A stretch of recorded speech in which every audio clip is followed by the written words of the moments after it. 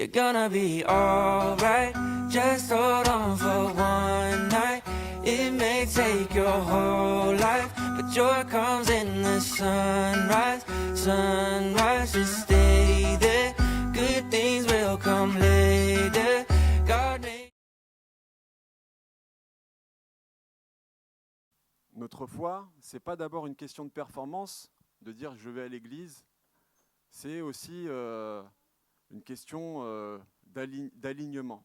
C'est qu'est-ce que j'ai comme mélodie en fait. Et quand notre cœur est accordé à Dieu, quand notre vie cherche sa volonté, eh bien même nos faiblesses peuvent devenir des notes justes. Et aujourd'hui, on vient partager ce moment ensemble dans la maison de notre Seigneur Jésus. Et on va remettre ce temps précieux entre les mains du Seigneur pour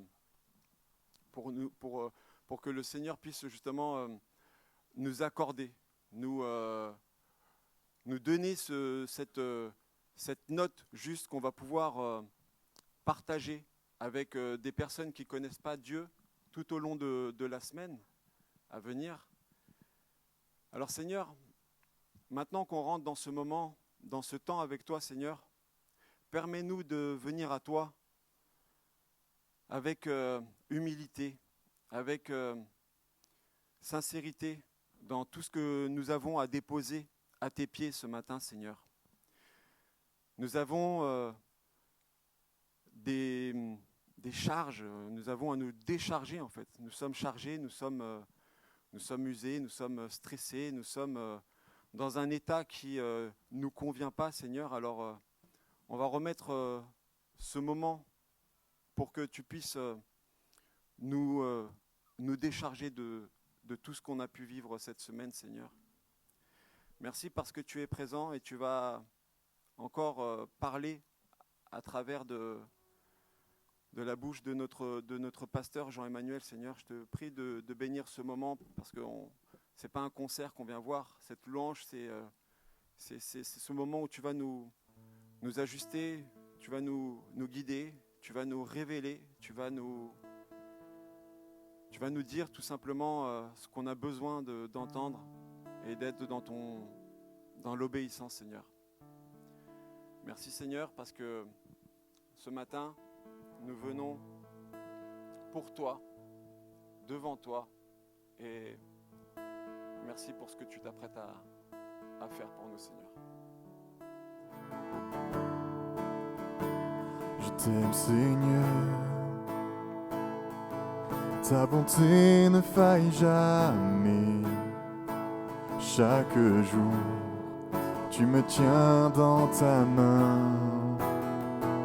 À l'instant où je m'éveille et jusqu'à mon coucher, je chanterai la bonté de mon Dieu. On chantait, je t'aime Seigneur. Je t'aime Seigneur. Ta bonté ne faille jamais. Chaque jour, tu me tiens dans ta main. À l'instant où je m'éveille et jusqu'à mon coucher, je chanterai la bonté de mon Dieu. Dire Seigneur, tu as toujours été fidèle. Tu as toujours été fidèle. Tu as toujours été là pour moi. Avec le souffle qui est en moi, je chanterai la bonté de mon Dieu.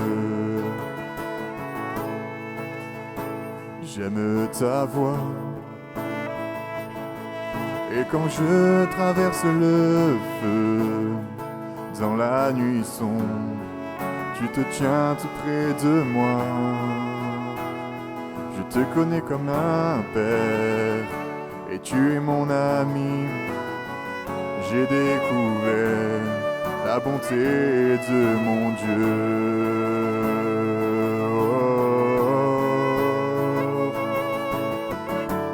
Tu as toujours été fidèle.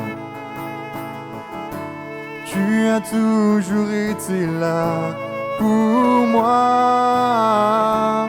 Avec le souffle qui est en moi, je chanterai la bonté de mon Dieu.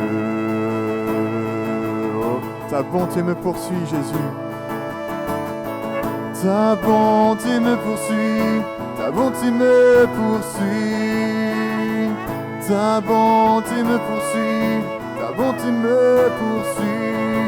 Je répands ma vie, je te la confie, je m'abandonne à toi. Ta bonté me poursuit, ta bonté me poursuit, ta bonté me poursuit, ta bonté me poursuit. Ta bonté me poursuit, ta bonté me poursuit. J'abandonne ma vie, je te la confie, je m'abandonne à toi. Ta bonté me poursuit, ta bonté me poursuit. Je le déclarer à vive voix, Seigneur, tu es là.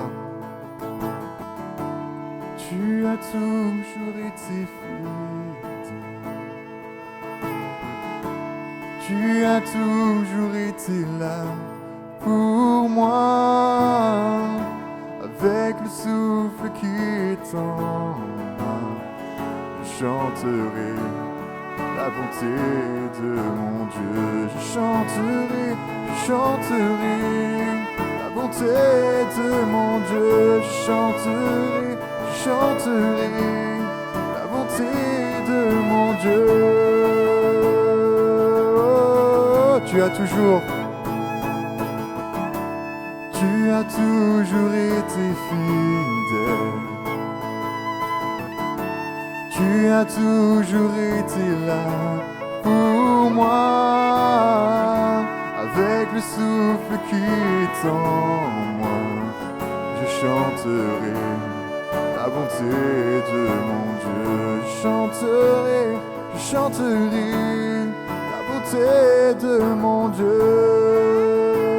Je chanterai la bonté de mon Dieu. Je chanterai la bonté de mon Dieu.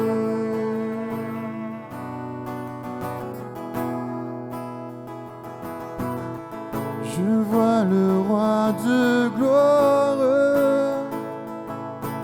descendre sur les nuées. La terre tremble.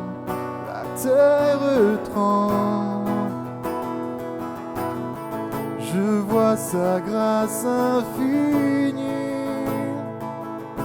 effaçant tous nos péchés. Son peuple chante,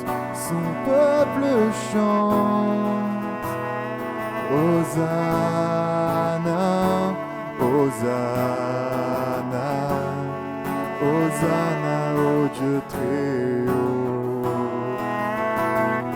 Hosanna, Hosanna, Hosanna au plus haut des cieux. Je vois animé de foi, amen. Je vois animé de foi toute une génération qui prend sa place, Je vois venir un réveil, je vois venir un réveil, alors que nous implorons tous à genoux, Hosanna, Hosanna, Hosanna au Dieu très haut.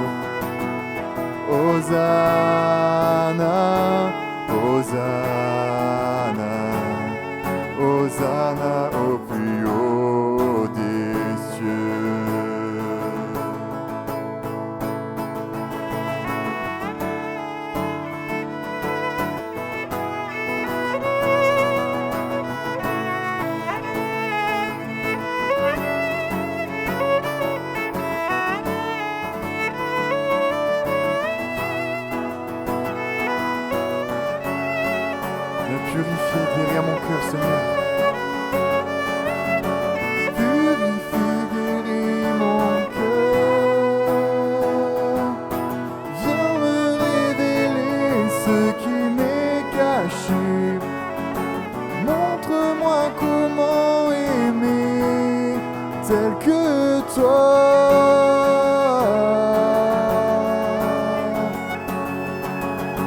Que ton cœur brisé soit mien,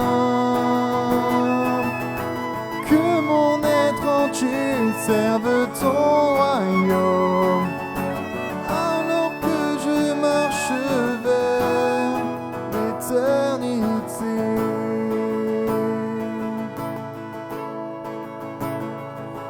Hosanna, Hosanna, Hosanna au Dieu très haut. Hosanna, Hosanna, Hosanna au plus haut des cieux. Hosanna au plus haut des cieux. Hosanna au plus haut des cieux. Digne de la louange que j'élève, digne de chaque souffle que je te rends, je vis pour toi.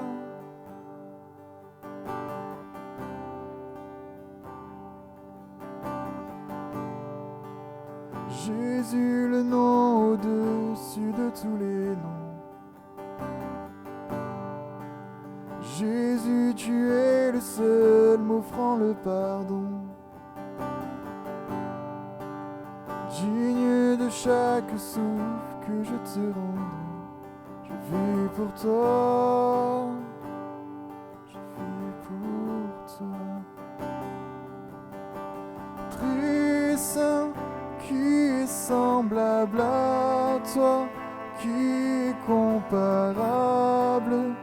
Ouvre mes yeux à ta beauté, déverse ton cœur en moi, révèle ton amour et rends-moi passionné de ce que tu es.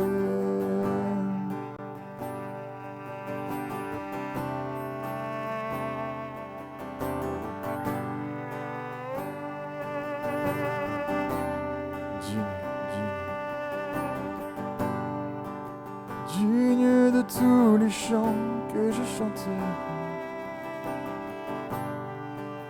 digne de la louange que je te rendrai, digne de chaque souffle que je te rendrai, je vis pour toi.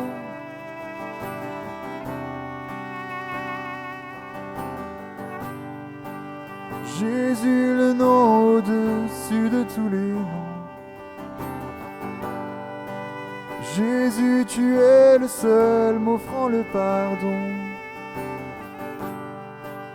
Digne de chaque souffle que je te rendrai, je vis pour toi.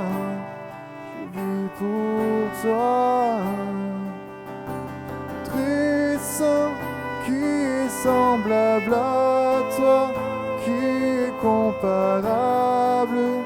Ouvre mes yeux à ta beauté, déverse ton cœur en moi, révèle ton amour et rends-moi passionné de ce que tu es. Très saint, qui est semblable à toi, qui est comparable.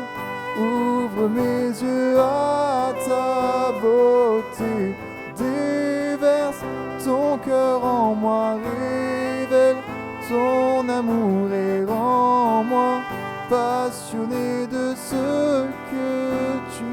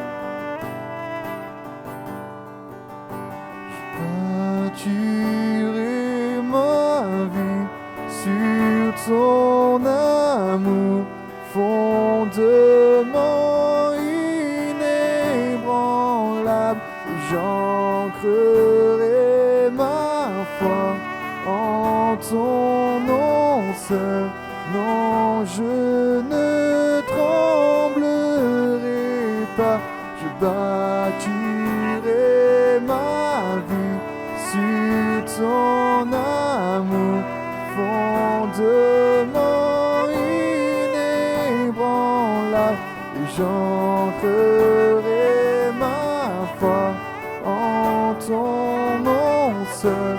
Non, je ne tremblerai pas, je bâtirai ma vie sur ton amour, fondement inébranlable. J'ancrerai ma foi en ton nom seul. Non, je ne tremblerai pas.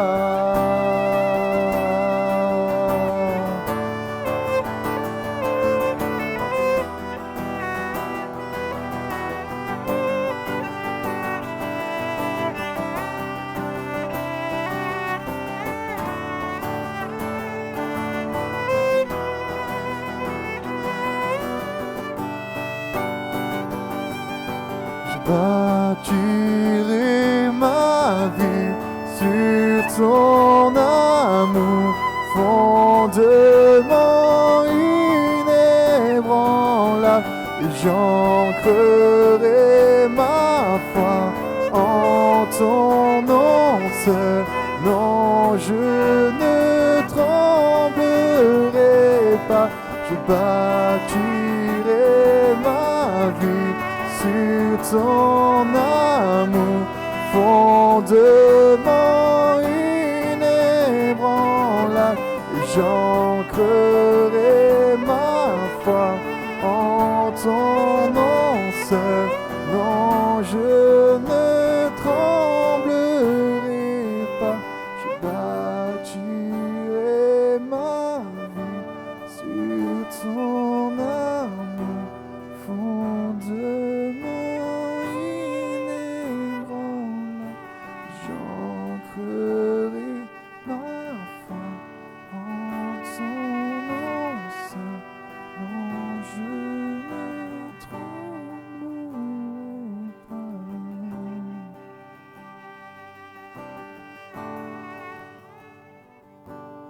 Je te donne ma vie, je te donne mon cœur.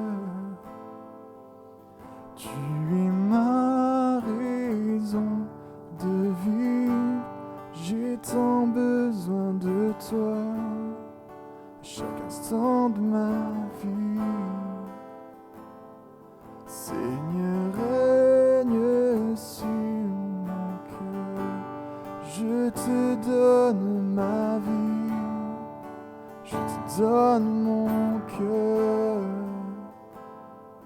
Tu es ma raison de vivre, j'ai tant besoin de toi, chaque instant de ma vie. Seigneur, règne sur mon cœur.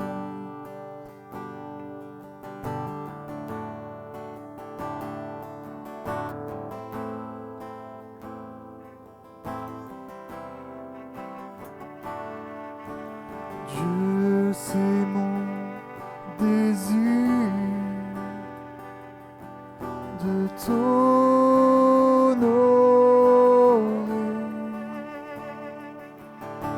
Seigneur, de tout mon cœur, je te loue.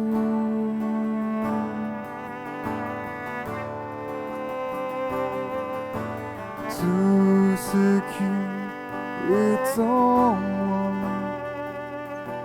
te donne gloire. Tout ce que j'adore est en toi.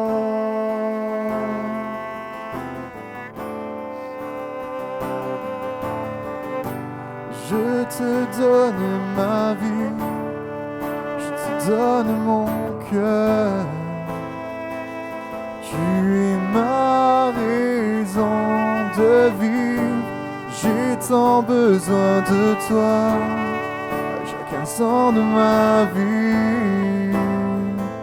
Seigneur, règne sur mon cœur, je te donne ma vie, je te donne mon cœur.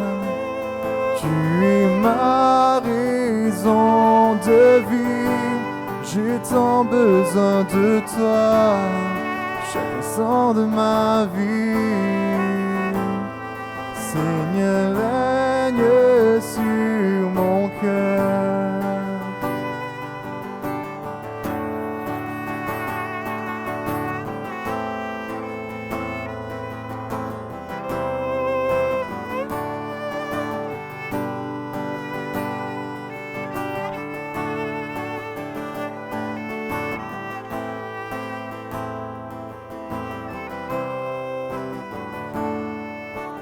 Je sais mon désir de t'honorer,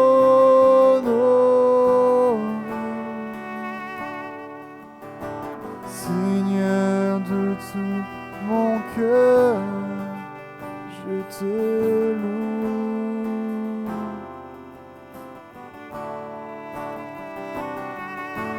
Tout ce qui est en moi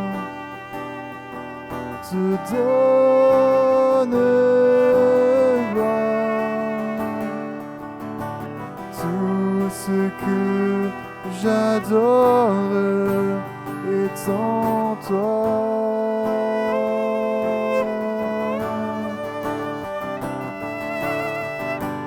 Je te donne ma vie, je te donne mon cœur.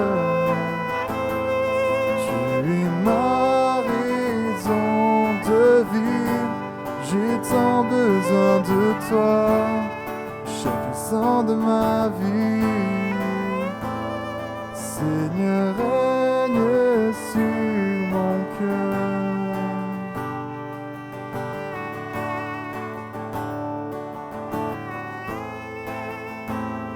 Seigneur, règne sur mon cœur.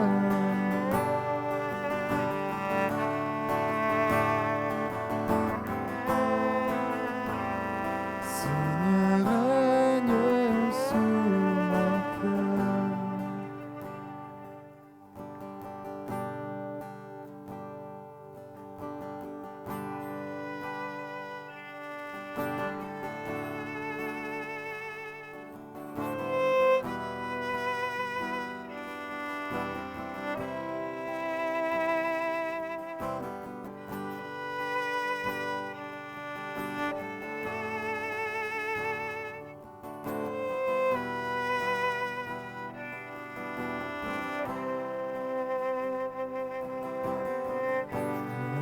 T'impatiente pas, il sait tout de toi.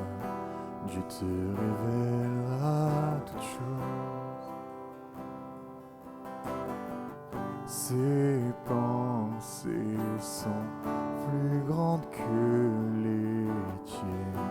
Dieu te révélera toutes choses.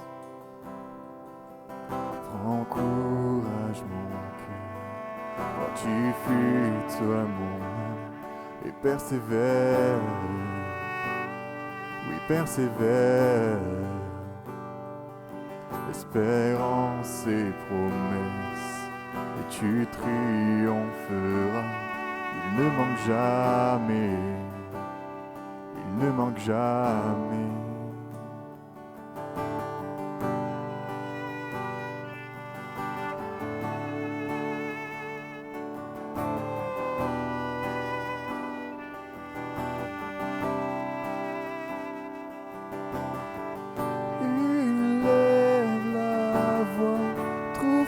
Force dans sa joie, abandonne-toi en lui.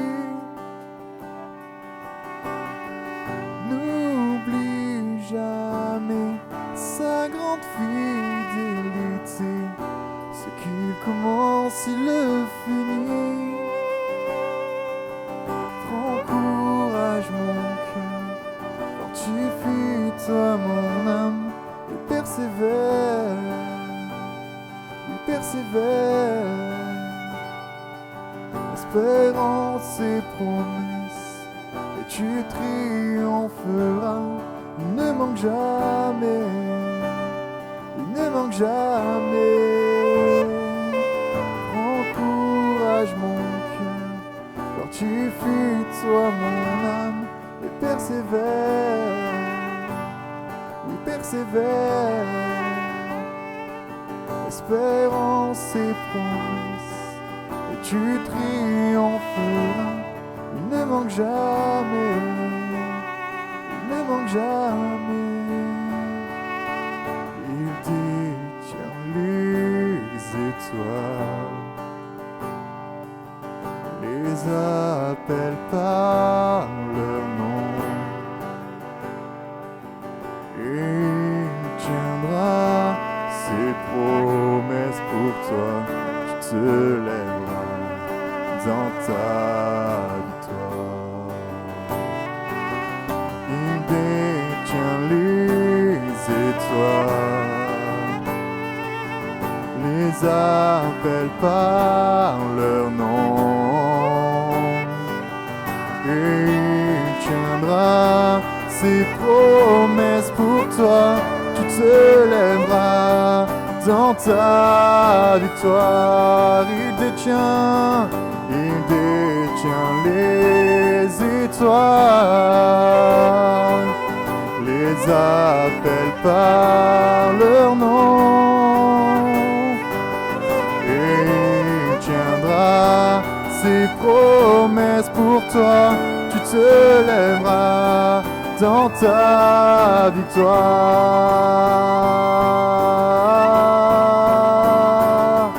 Prends courage mon cœur, fortifie-toi mon âme, et persévère, oui persévère.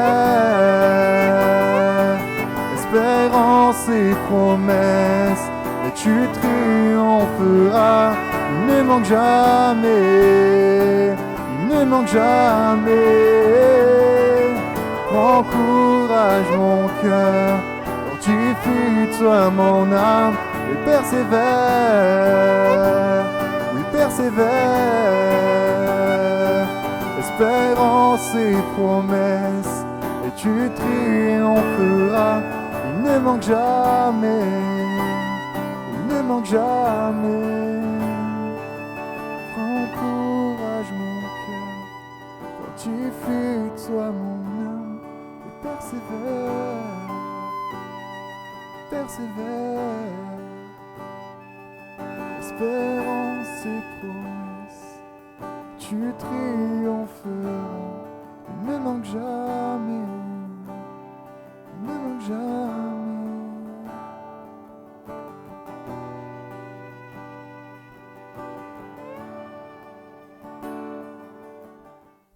C'est quand même formidable de savoir qu'on marche aux côtés du plus grand, du plus fort, du plus puissant.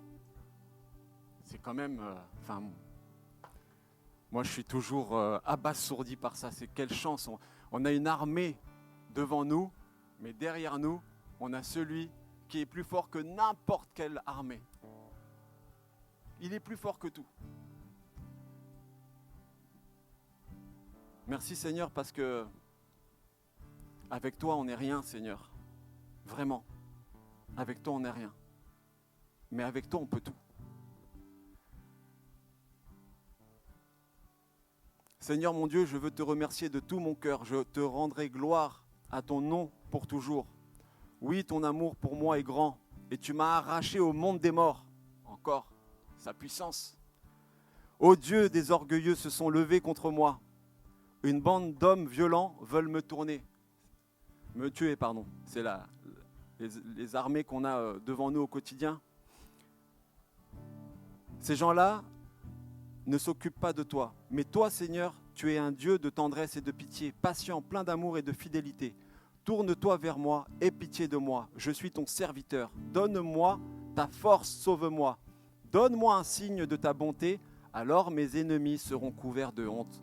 Et ils verront que toi, Seigneur, tu m'aides et me consoles. Amen. Amen. Alors on va partager ensemble la Sainte Seine. On va partager ensemble ce qu'a fait Jésus-Christ pour nous, son œuvre qui est la plus belle œuvre qui a pu être faite jusqu'à présent dans toute l'humanité. Il a donné sa vie pour nous. Il a donné sa vie pour nous. Alors ça nous rappelle quoi? Ça nous rappelle que quand on a un Dieu qui donne son Fils unique à des enfants, à nous, à ses enfants, il ne peut rien nous arriver, mes frères, mes sœurs, il ne peut rien nous arriver. Alors je vais demander à Tony, si tu veux bien Tony, et à Jean-Claude de venir pour partager cette sainte scène ensemble, de continuer à disposer nos cœurs pour le Seigneur, pour Jésus.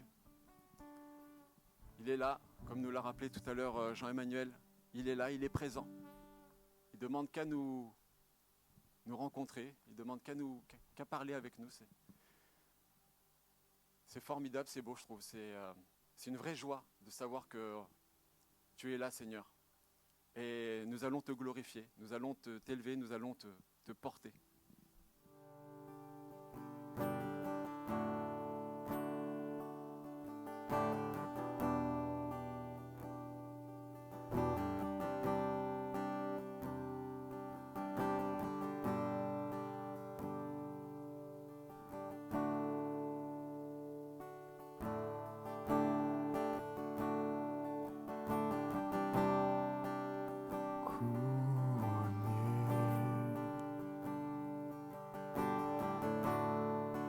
Rayonnant de majesté, tout l'univers proclame ta grande.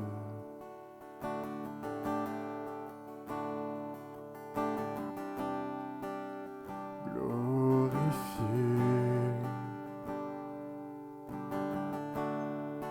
par les anges prosternés, tu es assis à la droite du Père. Jésus, merveilleux nom, qui est semblable à toi, ô Dieu. Jésus, ton précieux nom, est digne d'hommage.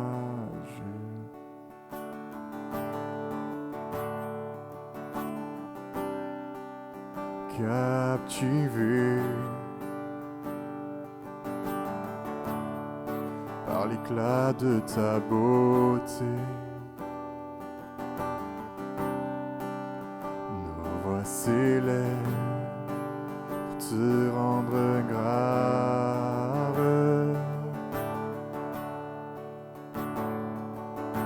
Jésus, merveilleux nom, tu es semblable à toi, ô Dieu. Jésus, ton précieux nom, est digne d'hommage.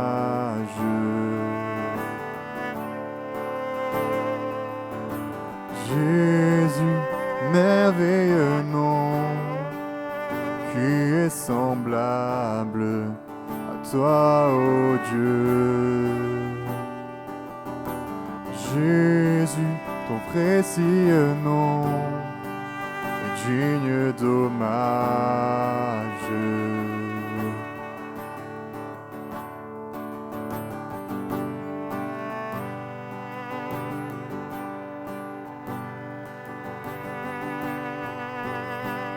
Consolateur, divin rocher, libérateur, prince de la paix, Dieu créateur, Fils bien-aimé, roi serviteur, Seigneur couronné, commencement, ultime fin, soleil levant, toile du matin, Dieu tout-puissant, Dieu trois fois saint, soleil vivant, maître souverain, consolateur, divin rocher, libérateur, prince de la paix, Dieu créateur, Fils bien-aimé, serviteur, Seigneur couronné, commencement, ultime fin, soleil levant, étoile du matin, Dieu tout-puissant, Dieu trois fois saint, sauveur vivant, maître souverain. Oh, oh, oh,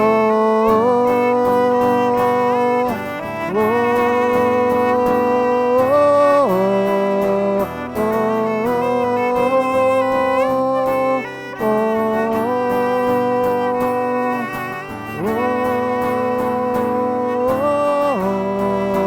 consolateur, divin rocher, libérateur, prince de la paix, Dieu créateur, Fils bien-aimé, roi serviteur, Seigneur couronné, commencement, ultime fin, soleil levant, toile du matin, Dieu tout-puissant, Dieu trois fois saint, sauveur vivant, maître souverain. Jésus, merveilleux nom, qui est semblable à toi, ô Dieu. Jésus, ton précieux nom est digne d'hommage. Déclare Seigneur, qui est semblable. Jésus, merveilleux nom, qui est semblable à toi, ô Dieu. Jésus, ton précieux nom est digne d'hommage.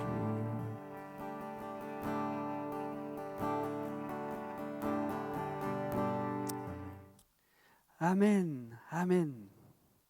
Vous le voyez derrière moi, j'aimerais que ce matin on puisse parler du réveil. Pas celui que j'ai affiché, peut-être que celui-là on l'aime pas trop. Hein. Chaque matin,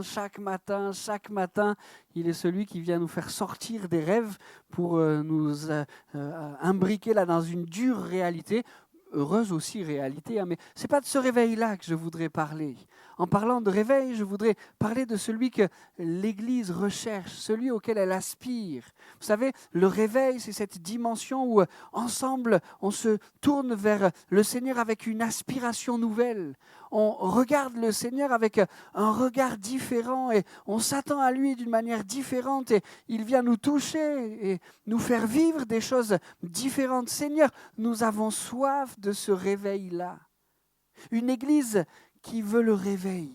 Parlons-en ce matin et vous savez quand il s'agit d'aspirer au réveil, de réclamer le réveil et de dire au Seigneur mène-nous dans cette dimension que nous n'avons pas connue encore et où nous voulons être plus près de toi, où nous voulons voir les miracles que tu as accomplis de manière encore plus forte, plus visible, plus réelle. Seigneur, donne-nous de vivre ces choses. En principe, quand on est dans cet état de cœur, dans cette dimension, on peut facilement tomber dans le piège de dire dans nos prières Seigneur, il faut vraiment que tu réveilles mon voisin, ma voisine. Moi, ma vie spirituelle, elle va bien, mais la sienne, tu as vu ça? Seigneur, viens le réveiller. Commençons par dire que nous devons être les premiers acteurs de ce réveil. Pour dire cela, j'aimerais lire avec vous dans le psaume 57 au verset 9 une parole que David s'adresse à lui-même. Psaume 57, 9. « Réveille-toi mon âme, réveillez-vous mon luth et ma harpe, je réveillerai l'aurore. » Est-ce que nous voulons faire nôtre ces paroles de David? Réveille-toi mon âme. Conduis-moi à connaître cette dimension spirituelle que je ne connais pas encore. Conduis-moi dans ce réveil et dans ces dimensions dans lesquelles tu veux me conduire. Réveille-toi mon âme, réveillez-vous mon luth et ma harpe, je réveillerai l'aurore. Quand on s'arrête sur cette parole de David, on peut se poser la question si il exhorte son âme à se réveiller. Est-ce que ça signifie qu'il est spirituellement endormi? Oh, il est bien éveillé dans son quotidien, dans sa vie de tous les jours, mais est-ce que ça signifie que sa vie spirituelle est à un tel point qu'il est obligé de dire à son âme, allez, réveille-toi mon âme, réveillez-vous mon luth et ma harpe? Si on avait pris le temps de lire le verset juste avant, je le fais maintenant, on aurait lu « Mon cœur est affermi au Dieu ». Il n'est pas spirituellement endormi. Spirituellement, il est vif, il est en éveil, son cœur est affermi. Mais si on avait pris le temps cette fois, non pas simplement de lire le verset d'avant, mais le contexte global, on aurait vu que David était au milieu de grands tourments. Quand il écrit ce psaume, Saül cherche à lui prendre la vie. Et pourtant, malgré son contexte troublé, on l'a dit, son cœur est affermi et il est bien éveillé spirituellement. Alors, ce David-là, n'aurait-il pas quelque chose à nous apprendre? N'aurait-il pas un secret à nous révéler? Puisque dans un contexte particulièrement difficile, son cœur reste affermi à Dieu et il exhorte, il sait encore exhorter son âme plutôt que baisser les bras. N'aurait-il pas un secret à nous révéler? Seigneur, comme David, je veux faire résonner cette pensée dans mon cœur, quelles que soient mes circonstances. Réveille-toi mon âme. Réveille-toi mon luth et ma harpe. Alors je suis désolé pour ceux qui n'ont pas ces instruments-là chez eux. Le réveil n'est pas pour vous. Dommage, parce que moi non plus je ne les ai pas. Non, ça ne signifie pas ça. Quand David parle de son luth et de sa harpe, c'est ces instruments qu'il utilise pour louer Dieu, pour adorer Dieu. Et donc, il exhorte son âme à être bien en éveil spirituel. Et il s'inscrit dans une dynamique de louange, d'adoration. Son secret, c'est de rester toujours vigilant, même au milieu des tourments, à ce que son âme soit en éveil et à ce que son adoration soit là proposée à son Seigneur et à son Dieu. Je réveillerai l'aurore, nous dit-il. David était conscient que s'il voulait que son âme reste en éveil, il en était le premier acteur. Seigneur, j'aspire à des temps de réveil pour ma génération, des temps de réveil pour Bolène et ses environs, des temps de réveil pour la France. Et on peut même agrandir le cercle. Seigneur, viens visiter le monde d'une manière particulière alors que, on le redira à la fin de cette prédication, nous approchons des temps de la fin. Seigneur, nous aspirons au réveil. Mais nous ne voulons pas tomber dans le piège de dire « Seigneur, viens réveiller les autres », mais nous voulons avoir la même perspicacité que David en disant « Seigneur, je veux garder mon âme en éveil. Amen ».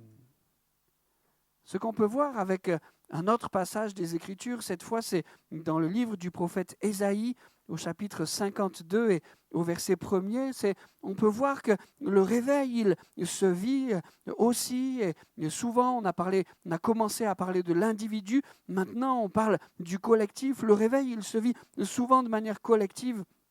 Ésaïe 52, verset 1, « Réveille-toi, réveille-toi, revêt ta parure ». Et à qui est-ce que ces paroles, ces exhortations sont adressées? Le texte poursuit en disant « Réveille-toi, réveille-toi, revêt ta parure, Sion, revêt tes habits de fête, Jérusalem, ville sainte. Le contexte où ces paroles sont prononcées comme une exhortation sur la ville qui symbolise la ville du peuple de Dieu, qui symbolise à elle seule le peuple de Dieu dans son entier. Le contexte, c'est que le peuple s'est endormi, et cette fois spirituellement endormi. Il s'est éloigné de Dieu, il a oublié Dieu et il s'apprête à vivre les conséquences de cet endormissement, de cet éloignement. Et alors que le prophète se charge de la part de Dieu d'annoncer ce temps difficile des conséquences de cet endormissement, il y a comme la promesse d'un prochain rétablissement. Aujourd'hui, le peuple s'est endormi spirituellement, mais réveille-toi, réveille-toi, revêt ta parure, Sion, revêt tes habits de fête, Jérusalem, ville sainte. Il y a là comme la promesse d'un état qui n'est pas définitif, un état qui n'est pas quelque chose qu'on pourrait considérer, regarder de manière fataliste, mais le réveil est possible. Et cette ville qui représente le peuple de Dieu tout entier, alors même que le moment d'épreuve n'a pas encore commencé, invité à regarder vers ce réveil qui va sortir ce peuple de Dieu de sa torpeur. Dieu promet un prochain rétablissement. Et pour en parler de ce rétablissement, il utilise cette image du réveil. Réveille-toi, revêt ta parure, Sion. Je crois que cette promesse de rétablissement, mais aussi cette utilisation de l'image de ce réveil spirituel, je crois que ça nous montre le cœur de Dieu. Dieu souhaite cette Sion éveillée, vivante, de la même manière que Dieu souhaite une Église éveillée, vivante.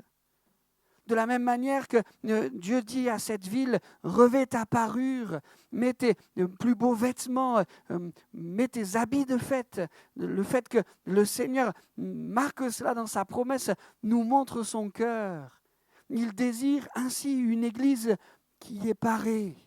Je ne sais pas si vous avez suivi certainement, parce qu'on a eu quelques informations dans les médias, maintenant ça a passé un peu, mais je ne sais pas si vous avez suivi ces événements où les parures de bijoux dans le Louvre, de nombreuses parures de bijoux au Louvre ont été volées. Et apparemment d'une manière un peu trop facile au goût de ceux qui se chargeaient de la sécurité du bâtiment. Les parures ont été volées. Où est ta parure, Église ? Seigneur, nous voulons mettre cette parure, non pas pour que la gloire soit sur nous, mais pour que la gloire t'appartienne. Nous voulons être cette Église, cette ville sainte, nous voulons être celle qui a revêtu ses habits de fête, qui honore son Seigneur, son Roi et son Maître. Je crois que cette expression nous montre le cœur de Dieu. Il veut une Église éveillée. Seigneur, si tu le veux, nous le voulons aussi. Si c'est ton cœur, c'est le nôtre aussi. Seigneur, réveille ton Église. Et quand on dit cela, ça ne veut pas dire qu'on la dénigre, ça ne veut pas dire qu'on la trouve pas belle, pas assez ceci ou trop cela. Quand on dit cela, c'est « Seigneur, on a soif de plus ». Tu es ce Dieu qui éveille, tu es ce Dieu qui nous pare des plus beaux vêtements, tu es ce Dieu qui met cette parure à notre cou. Seigneur, on veut être cette Église réveillée. Et si c'est ton cœur, si c'est ton désir, on ne veut pas s'installer dans un confort, une habitude, mais on veut chercher ces choses-là comme avec au moins la même intensité que toi tu les désires. Seigneur, fais de nous cette Église éveillée, réveillée, vêtue de fête, et cette Église qui te célèbre de tout son cœur. Amen. Est-ce que c'est une aspiration de nos cœurs ? Est-ce que c'est quelque chose pour lequel on prie, quelque chose pour lequel on travaille ? Seigneur, viens éveiller, viens réveiller ton Église. Je crois que cela nous amène à nous poser une autre question. Comment est-ce que Dieu nous réveille ? Je crois qu'on a quelquefois des images un peu spéciales, particulières de cette façon que Dieu a de nous réveiller. J'aimerais lire dans le livre des Actes au chapitre 12 et au verset 6. Actes, chapitre 12, verset 6. On est au contact de Pierre. Il est en prison, non pas qu'il ait commis quelques méfaits, mais il est en prison à cause de sa foi. Ça ne plaît pas aux autorités juives de l'époque et il l'emprisonne et il y a de fortes chances pour qu'il ait le même sort que son frère en Christ précédemment et qu'il soit mis à mort. Il est dans cette prison et voilà Acte 12, verset 6. La nuit qui précéda le jour où Hérode allait le faire comparaître, juger, c'est-à-dire, Pierre, lié de 2 chaînes, dormait entre 2 soldats. Et les sentinelles devant la porte gardaient la prison. Et voici, un ange du Seigneur survint, et une lumière brilla dans la prison. L'ange réveilla Pierre en le frappant au côté et en disant « Lève-toi promptement !» Les chaînes tombèrent de ses mains.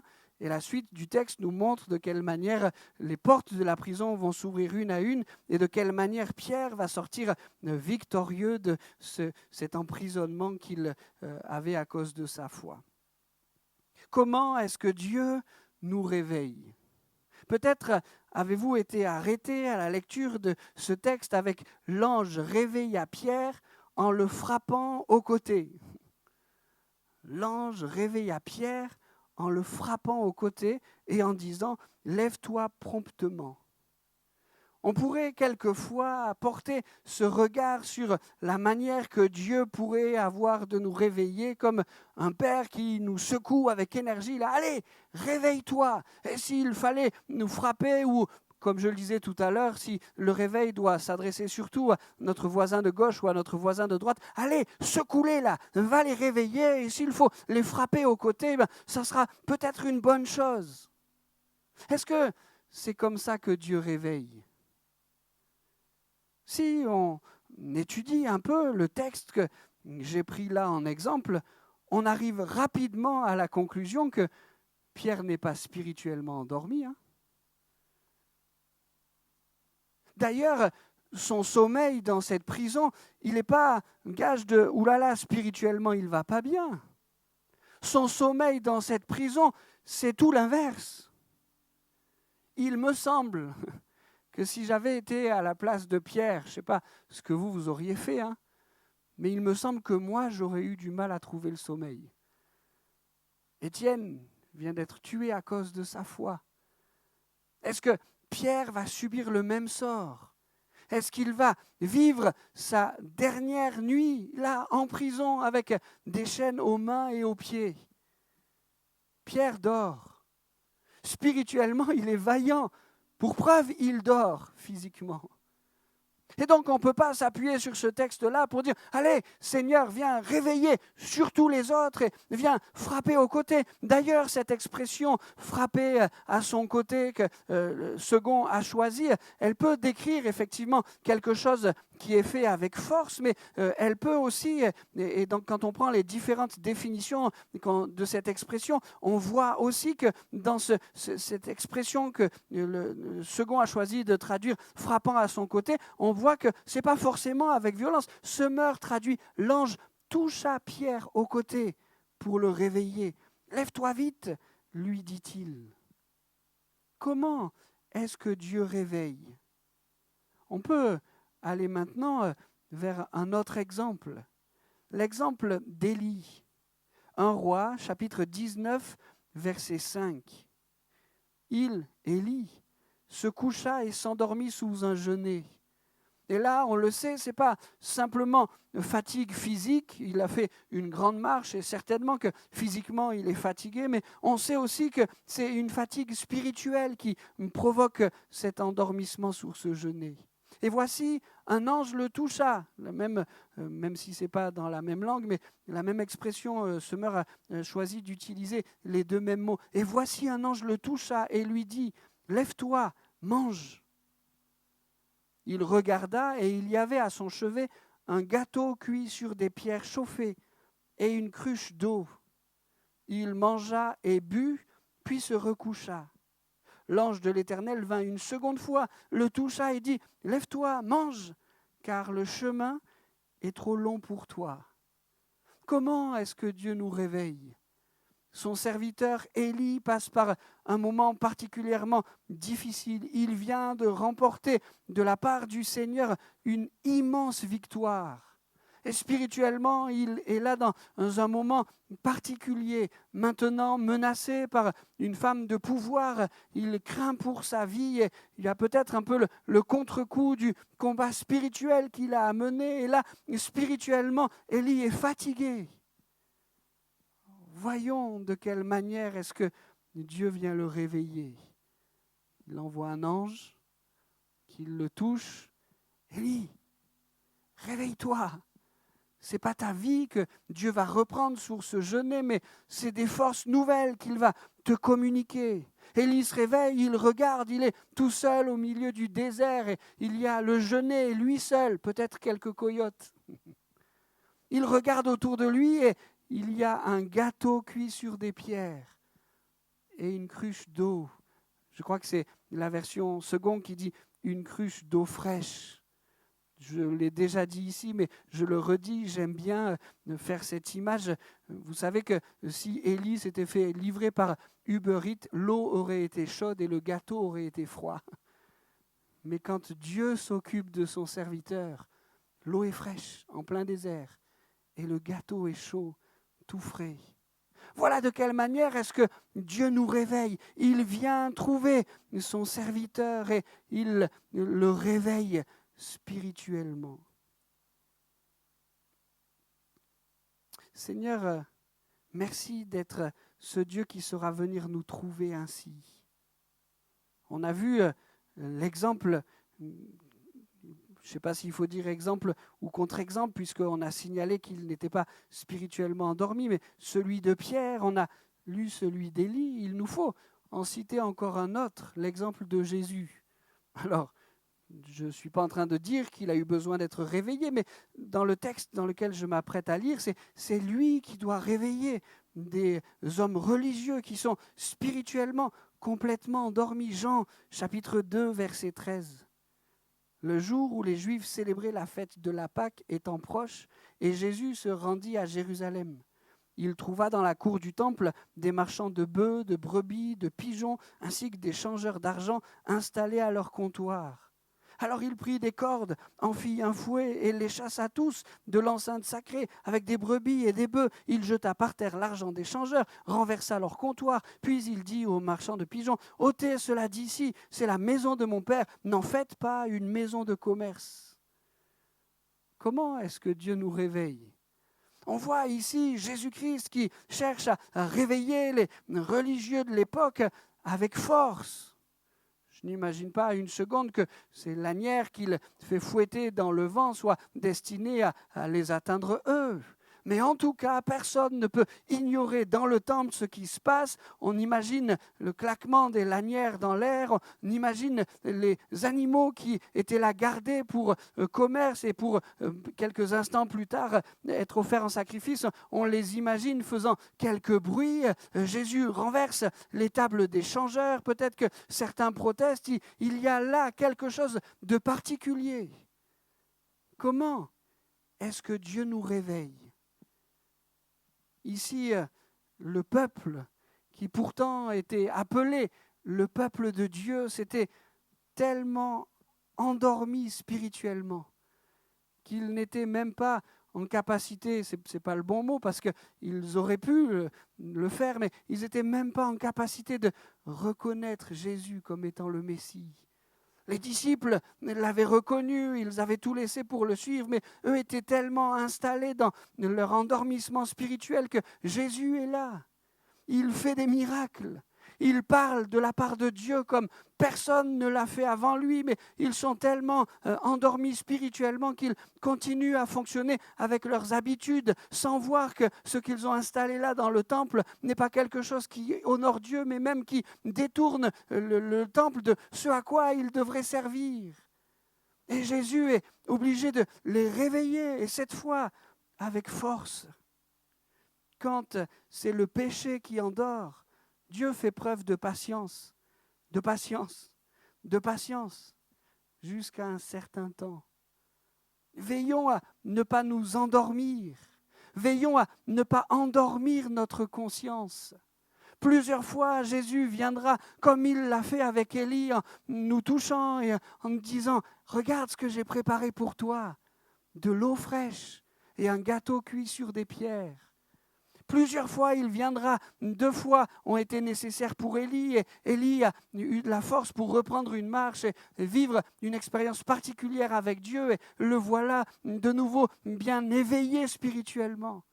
Plusieurs fois, Jésus viendra tâcher de nous réveiller quand notre conscience est endormie par rapport au péché. Plusieurs fois, il viendra nous toucher, nous présenter cette cruche d'eau et ce gâteau cuit sur des pierres. Je ne suis pas en train de dire qu'Élie avait sa conscience endormie en cause du péché, mais plusieurs fois, il viendra essayer de nous réveiller ainsi. Il sera patient et patient et patient. Mais un jour, alors il viendra peut-être nous réveiller avec plus d'énergie, comme Jésus a eu à le faire pour ces gens dans le temple. C'est d'ailleurs ce que Paul dit aux Éphésiens avec beaucoup de force. Éphésiens chapitre 5, verset 13.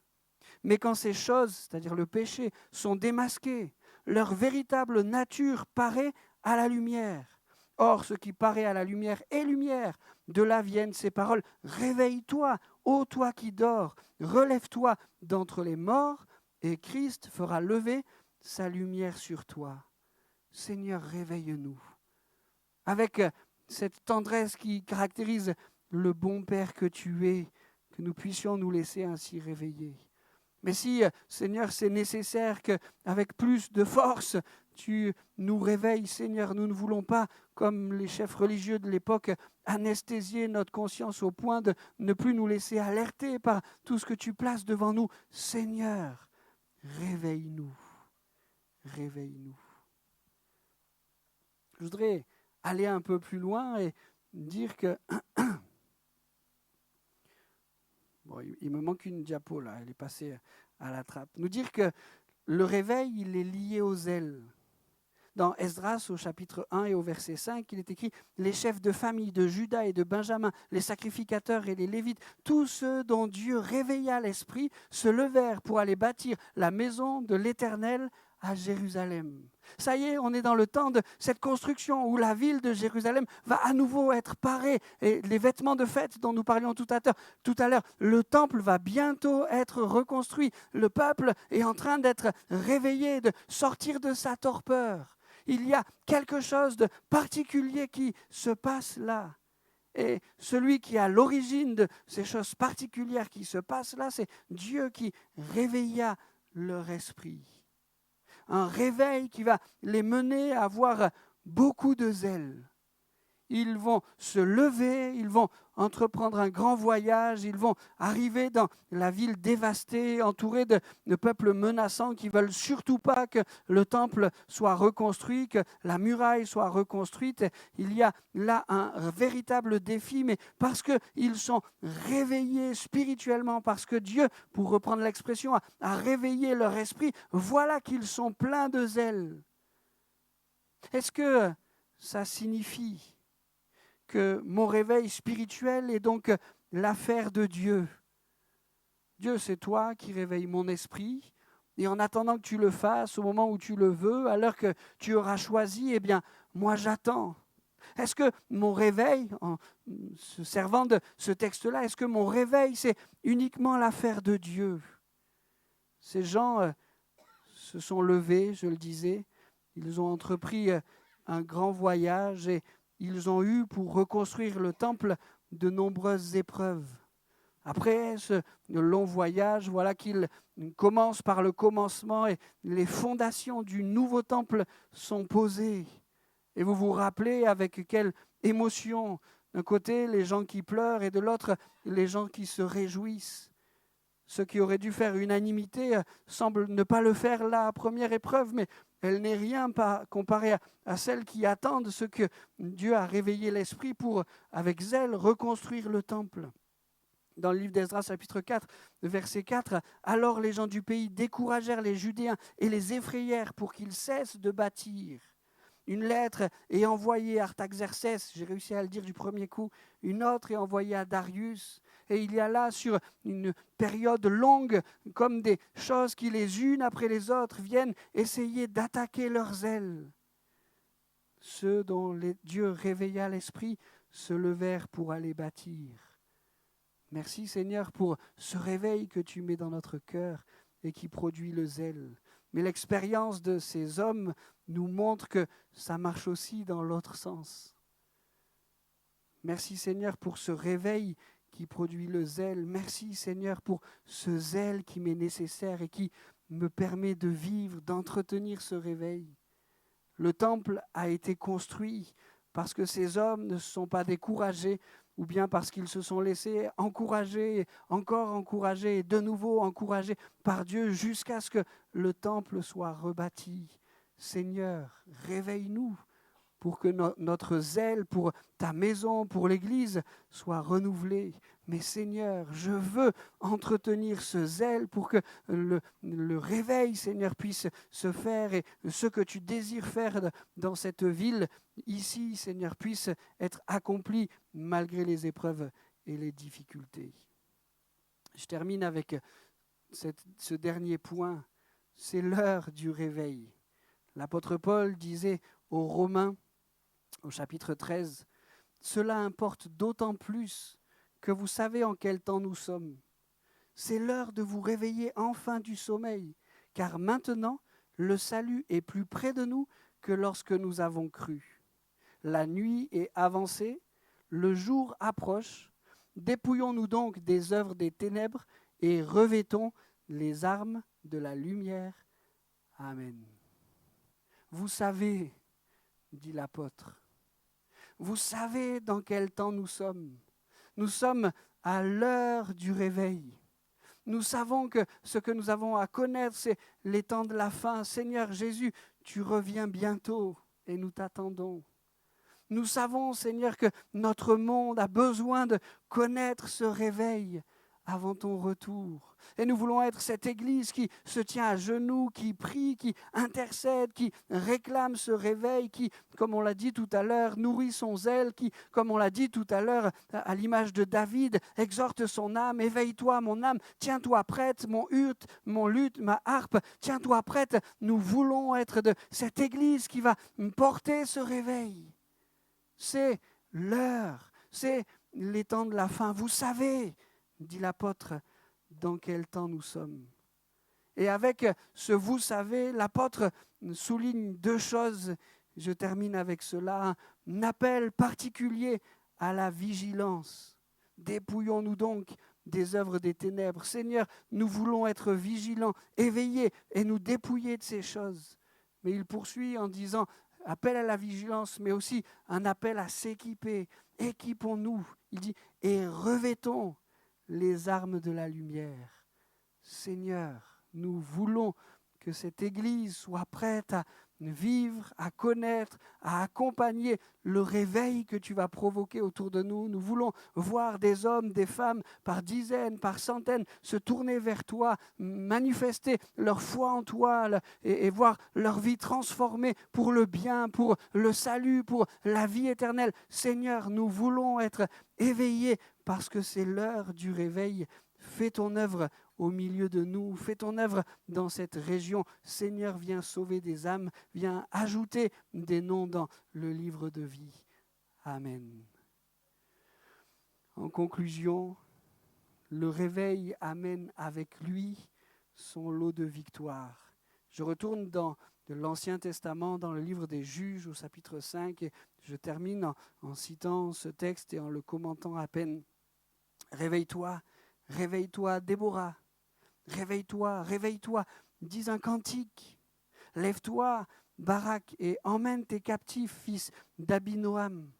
Alors un reste du peuple triompha des puissants. L'Éternel me donna la victoire sur les héros. Parce que Déborah s'est réveillée, parce qu'elle a su entraîner avec elle quelques-uns. Ceux qui auraient pu être attendus comme étant des héros sont restés endormis, mais quelques-uns, on pourrait dire, si on connaît bien le texte, on pourrait dire quelques-unes, se sont laissés éveiller, réveiller. Et ce réveil spirituel a apporté une grande victoire.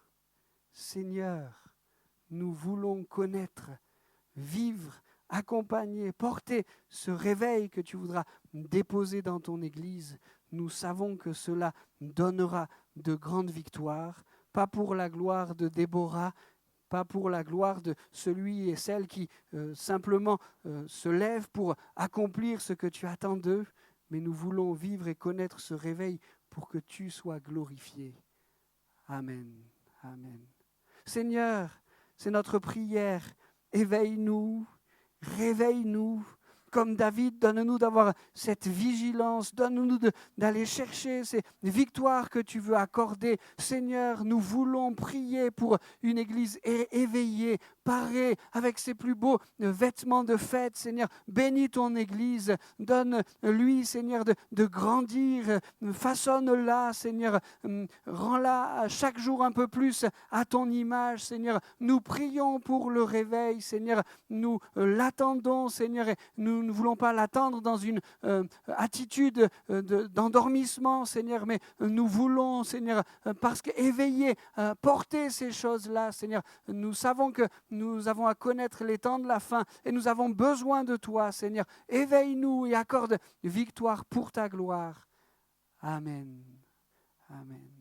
Peut-être qu'on peut prendre quelques instants pour repasser ces choses dans nos cœurs, et que nous puissions parler à Dieu dans ces moments, soit à voix haute, soit dans le secret de nos cœurs. Mais nous ne voudrions pas que cette prédication soit juste quelque chose qui nous interpelle un dimanche matin et qui est oublié le lundi matin suivant, mais que ces choses puissent avoir un écho dans notre cœur. Seigneur, éveille-nous et donne-nous de connaître ce réveil qui rendra gloire à ton nom. Prenons quelques temps pour parler à Dieu. You're gonna be alright, just hold on for one night. It may take your whole life, but joy comes in the sunrise. Sunrise, just